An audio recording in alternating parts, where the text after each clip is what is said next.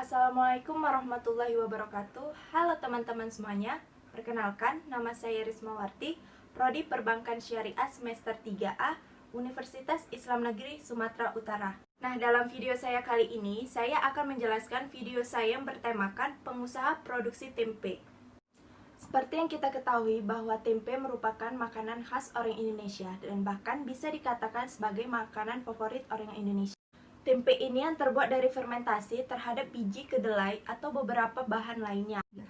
Tempe yang akan serat pangan, kalsium, vitamin B, dan zat besi. Berbagai macam kandungan dalam tempe mempunyai nilai obat seperti antibiotika untuk menyembuhkan infeksi dan antioksidan untuk pencegahan degeneratif. Di Kelurahan Delitua, daerah Nomor Rambe, saya menemukan salah satu usaha industri. Usaha industri tersebut memproduksi sebuah tempe.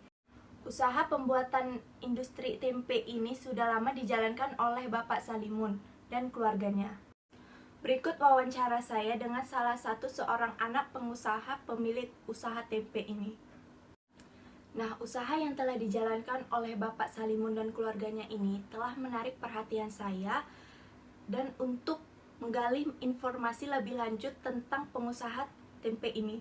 Ya, siap. Ini abang dengan siapa namanya? Saya Ilyasa, saya di sini anak pemilik perusahaan. Pemiliknya sendiri namanya Pak Salimun. Pak Salimun. Sudah berapa lama bang buka usaha tempe ini? Kurang lebih udah berjalan sekitar 18 tahun di sini. Lama ya bang. Ya, Kenapa abang buka usaha ini? Kenapa nggak usaha lain aja? jadi dulu awalnya itu orang tua saya atau ayah saya memilih ini karena pada saat itu ini salah satu usaha yang bisa dibilang menjanjikan. Karena kebutuhannya selalu permintaan itu selalu ada dan saingan juga sangat sedikit. Dan itu sebabnya usaha ini terus ditekuni. Kalau boleh tahu, apa saja bahan dan alat dasar yang untuk membuat proses pembuatan tempe ini bang? Jadi kalau bahan-bahan dasarnya itu seperti kacang kedelai, ragi, dan kita bungkus menggunakan plastik. Sebagian juga dengan daun pisang. Itu aja.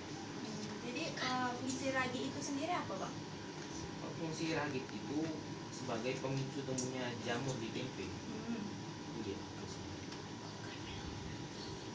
Bisa bapak jelaskan proses pembuatan tempe ini bang? Jelaskan dari awal ini. Iya, dari tahap awal sampai tahap akhir. Ini prosesnya cukup panjang ini. Kalau nggak singkatnya aja boleh? Singkatnya aja, kacang kedelai itu Ya. direbus, kemudian difermentasikan selama 1 malam. Setelah itu dicuci, direbus, Ya. hingga akhirnya masuk ke tahap pengemasan. Setelah dikemas, tempe menjadi tempe utuh itu membutuhkan waktu sekitar 1 hari 1 malam setelah dikemas tadi.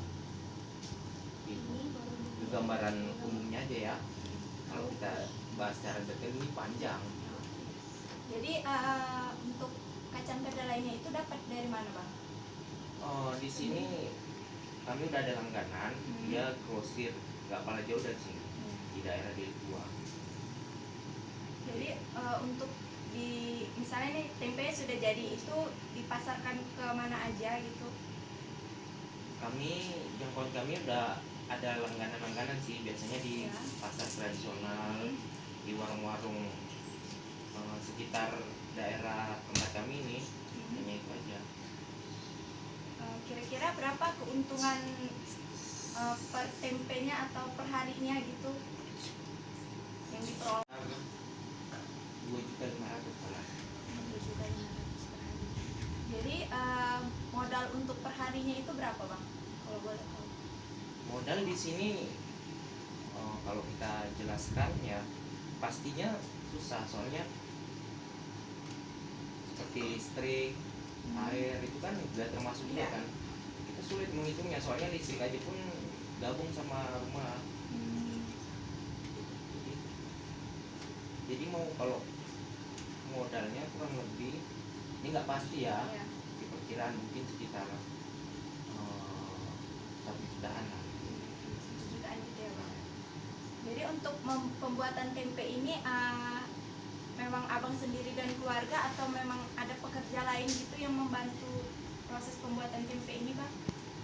Ya, kami ada sih dibantu orang lain, itu hanya bagian pengemasannya aja.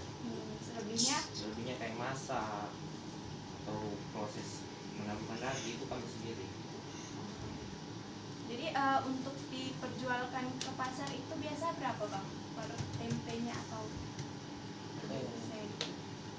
Itu harganya bervariasi ya, tergantung ukurannya. Kami ada jual dari yang paling murah itu Rp800 sampai harga Rp5.000. Itu kami jual ya, untuk ngasih pajak. Kalau udah dipajak harganya lain lagi. Umumnya orang tuh ngambil keuntungan 500 sampai Rp1.000 per batang. Bang, atas penjelasannya dan waktunya, semoga apa yang abang jelaskan dapat bermanfaat dan menginspirasi kita semua. Ya, semangat.